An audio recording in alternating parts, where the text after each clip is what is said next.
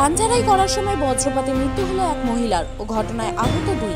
মৃত মহিলা রোহিতন পাইক, বয়স 57। ঘটনায় চাঞ্চল্য ছড়িয়ে পড়ে মথুরাপুর থানার সুবুদ্ধিপুর এলাকায়। জানা যায়, রবিবার দুপুরে রোহিতন পাইক পরিবারের লোকজন নিয়ে ধান ঝাড়াই করছিল। সেই সময় হঠাৎই কালো মেঘে ঘিরে যায় আকাশ। তখনই তড়িঘড়ি ধান ঝাড়াইয়ের কাজ বন্ধ করে বাড়ির উদ্দেশ্যে ফিরছিলেন তারা। এরপরই হঠাৎই রাস্তার মাঝে বজ্রপাতে বিদ্যুৎপৃষ্ট হয়ে পড়েন তারা। ঘটনায় মৃত্যু হয় রোহিতন পাইকের। অন্যদিকে আহত অবস্থায় মথুরাপুর গ্রামীণ হাসপাতালে ভর্তি পরিবারের দুই সদস্য।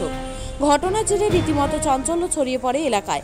পরে মথুরাপুর থানার পুলিশ ঘটনার খবর পেয়ে মৃত রোহিতন পাইকের দেহ উদ্ধার করে ডায়মন্ড হারবার পুলিশ মর্গে ময়না তদন্তের জন্য পাঠায়।